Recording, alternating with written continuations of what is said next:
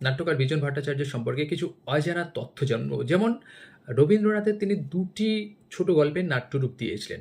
এক হচ্ছে গুপ্তধন, আরেকটি হচ্ছে মাস্টারমশাই। তার একটিমাত্র গল্প সংকলন পাওয়া যাচ্ছে, সেটা হচ্ছে জলসা।